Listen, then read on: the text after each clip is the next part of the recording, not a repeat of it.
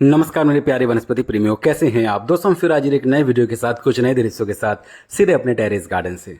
दोस्तों आज हम सबसे पहले एक ऐसे साग को हार्वेस्ट करेंगे जो कि बहुत ही बड़े आकार में होते हैं, जिसमें बहुत ही बड़े बड़े मोटे मोटे डंठल होते हैं। ये साग बहुत ही लंबे आकार में होते हैं।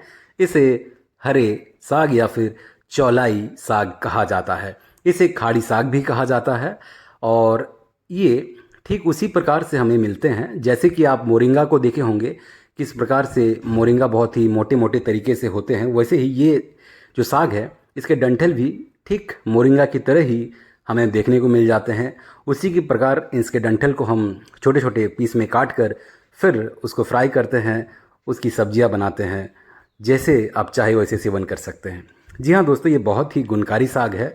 इसके हेल्थ बेनिफिट्स पर हम आज तो चर्चा नहीं करेंगे, मगर किसी दिन अवश्य विस्तार से इसके स्वास्थ्य लाभों पर भी हम चर्चा करेंगे। आप इस साग को किस नाम से जानते हैं अवश्य हमें कमेंट करके बताएं। हम अभी ऊपर ऊपर से इसको पिंचिंग कर रहे हैं, आपको कारण भली भांति मालूम है, ताकि ये और भी घने तरीके से बढ़े। और अगर ये ज़मीन पर होता तो आप यकीन मानिए ये पहले हार्वेस्ट में ही बहुत ही बड़े आकार में बढ़ चुका होता। ये खैर कंटेनर्स में लगे हैं, इसीलिए अभी उतने बड़े आकार में आपको दिख नहीं रहे होंगे, मगर फिर भी अगर हम कुछ टाइम के लिए इसको यूं ही छोड़ दें तो ये बहुत ही तेज़ी से बहुत ही मोटे मोटे डंठल में तब्दील हो जाएंगे। और फिर हम बिल्कुल इसको रूट्स के साथ उखाड़ सकते हैं सेवन करने के लिए। बहुत ही अद्भुत होता है, बहुत ही स्वादिष्ट होता है, बहुत ही गुणकारी होता है। सबसे बड़ी बात कि ये ऑर्गेनिक चौलाई के साग हैं, इसलिए ये और अधिक फ़ायदेमंद हो जाता है। तो दोस्तों आप देख सकते हैं हमने बिना किसी कटर या फिर कैंची का सहारा लिए बहुत ही हल्के तरीके से इसे हार्वेस्ट किया, मगर फिर भी बहुत सारे साग अपने आप पूरे रूट्स के साथ ऊपर की ओर आ जा रहे हैं। हम उनको दोबारा से फिर से मिट्टी में ही अच्छी तरीके से उनको फिर से रिपोर्ट कर देंगे, ताकि ये बहुत ही आसानी से फिर से लग जाए, फिर से हमें नए पत्ते दे और आप भरपूर तरीके से विभिन्न प्रकार के सागों को विभिन्न प्रकार के कंटेनर्स में ऐसे ही 12 महीना उगा सकते हैं। आप देख सकते हैं बीच में तो ये पाट के साग है, और फिर इक्के दुक्के कुछ लाल चौलाई भी इधर उधर, इसके साथ ही कुछ हरे चौलाई भी इधर उधर हमें मिल जा रहे हैं। कुछ बहुत ही बड़े हो चुके हैं क्योंकि पुराने वाले चौलाई के ये साग हैं, और इसके साथ ही कुछ हमारे जो नए अभी साग, लाल साग तैयार हो रहे हैं, हरे साग तैयार हो रहे हैं। तो समय समय पर आपको नए नए बीजों को भी बोते रहना है, ताकि आपको निरंतर अपने टेरेस गार्डन से सागों की कमी कभी खले ना। प्रतिदिन आप साग को तो हार्वेस्ट कर ही सकते हैं, इसमें कोई दो राय नहीं है। आपको उसी प्रकार से भरपूर तरीके से विभिन्न प्रकार के कंटेनर्स में आपको सागों को भी लगाते रहना है। हम अक्सर आपसे कहते हैं कि आप बीच में कोई एक सब्जी का पौधा लगा लीजिए, कोई भी एक वनस्पति को बीच में उगा लीजिए, उसी कंटेनर के चारों ओर आप कुछ सागों को उगा सकते हैं, कुछ धनिया को उगा सकते हैं। जो साग के रूट्स ज़्यादा डेप्थ में नहीं जाते हैं, आप उस प्रकार के सागों को वैसे ही कंटेनर्स में उगा सकते हैं, जहां बीच में आपने कोई एक सब्जी का पौधा उगा दिया और बाकी बचे जगहों पर आपने ऐसे ही छोटे छोटे सागों को उगा लिया है। आप देख सकते हैं ये जो साग है ये अपने आप निकल आते हैं, और इसी प्रकार से कुछ यहाँ वहाँ भी एक आध जो साग बचे थे हमने पूरी तरीके से हार्वेस्ट कर लिया। दोस्तों अब जब भी सागों को हार्वेस्ट करें तो उनको पानी में रख दिया करें कुछ समय के लिए, वो बहुत ही ताज़े रहेंगे। तो चलिए इनको पहले तो हम एक बकेट में रख देते हैं। इसमें पहले से हमने पानी को रखा हुआ है, ताकि साग हमारे बिल्कुल ताज़े रहे। बिल्कुल ताज़े ताज़े हमने सागों को हार्वेस्ट किया है, और इनको फिर से ताज़े रहने के लिए हम पानी में ही इसको कुछ देर के लिए यूं ही छोड़ देंगे। तब तक हम कुछ और भी सब्जियों को हार्वेस्ट करेंगे। धूप बहुत ही कड़ा है, थोड़े से समय में ही ये मुरझा जाएंगे, इसीलिए पानी में ये बहुत ही ताज़े रहेंगे, फ्रेश रहेंगे। तो चलिए इसको यहीं पर छोड़कर हम मिर्च की ओर बढ़ते हैं। जी हाँ दोस्तों, अभी भरपूर तरीके से हमें मिर्च मिल रहे हैं, और गर्मियाँ इतनी हैं कि एक दिन में ही मिर्च पक भी जा रहे हैं। हालांकि पके मिर्च की भी एक बहुत ही अहमियत है हमारे जीवन में। कच्चे मिर्च, पके मिर्च दोनों ही बहुत ही ज़रूरी होता है भारतीय व्यंजनों में, इसीलिए आपको चिंता का विषय ही नहीं है। आप पके मिर्च को भी अपने घर पर ही ऐसे ही सुखाकर उसका भी प्रयोग कर सकते हैं, या फिर आप पके मिर्च को भी सब्जियों में डालकर आप जैसा चाहे वैसा प्रयोग कर सकते हैं।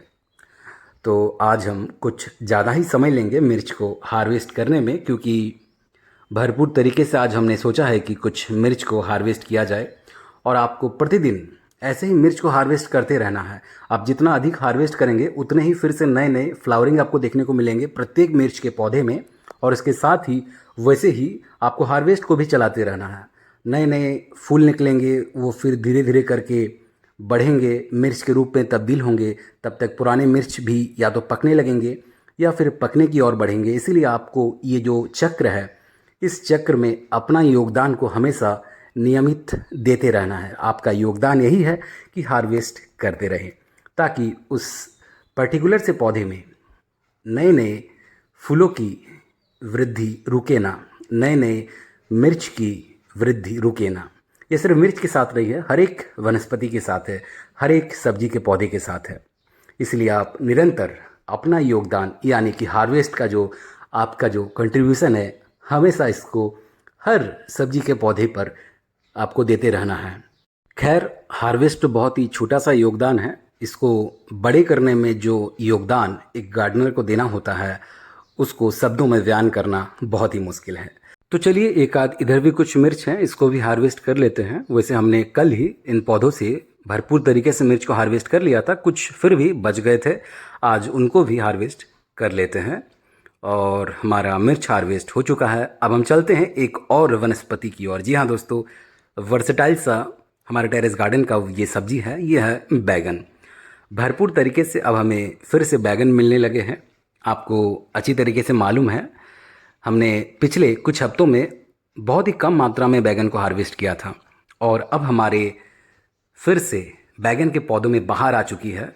बरसात भी अब बहुत ही फ्रीक्वेंटली हमें देखने को मिल रहे हैं, और इसके साथ ही भरपूर तरीके से अब बैगन भी हमें फ्रूटिंग देने लगे हैं, फ्लावरिंग देने लगे हैं। हमारे पुराने बैगन के पौधे में भी अब अच्छी मात्रा में बैगन मिलने लगे हैं, और इसके साथ ही हमारा हार्वेस्ट भी अब बहुत ही गति पकड़ लिया है। आपको हार्वेस्ट हमेशा निरंतर करते रहना है, और ये बात लागू बैगन के साथ भी होती है।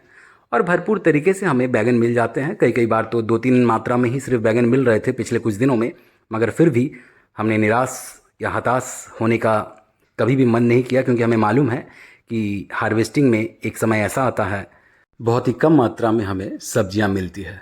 खैर, हमारा बैगन हार्वेस्ट हो चुका है।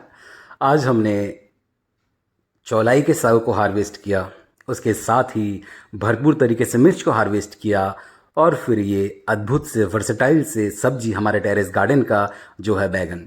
तो दोस्तों, आप भी ऐसे ही प्रतिदिन कुछ ना कुछ अपने टेरेस गार्डन से सब्जियों को हार्वेस्ट कर सकते हैं। बस आपको वैसे ही विभिन्न प्रकार के सब्जियों को भी अपने गार्डन में जगह देनी है। आप भले ही विभिन्न प्रकार के फूल के वृक्ष को अपने गार्डन का हिस्सा बनाए होंगे, विभिन्न प्रकार के और भी ऑर्नामेंटल प्लांट्स हो सकते हैं, कुछ आपको मेडिसिनल प्लांट्स आपके गार्डन में हो सकते हैं, मगर उसके साथ ही आपको सब्जियों के पौधे को भी लगाते रहना है। आप एक बार इस चीज़ की शुरुआत करें, क्योंकि सब्जियों के पौधे को लगाने का एक अपना अलग ही बेनिफिट है। आप प्रतिदिन अपने घर से ताज़े सब्जियों को हार्वेस्ट कर सकते हैं, उसका सेवन कर सकते हैं, सही मायने में ऑर्गेनिक शब्द को परिभाषित कर सकते हैं। तो दोस्तों, इस वीडियो को यही विराम देंगे। वीडियो कैसा लगा अवश्य अपनी प्रतिक्रिया हमें कमेंट बॉक्स में साझा करें। चैनल पर नए हैं तो चैनल को सब्सक्राइब कर लीजिएगा, बेल आइकन दबा लीजिएगा, क्योंकि हम इसी प्रकार के टेरेस गार्डनिंग के वीडियोस हमेशा आप तक लाते रहते हैं।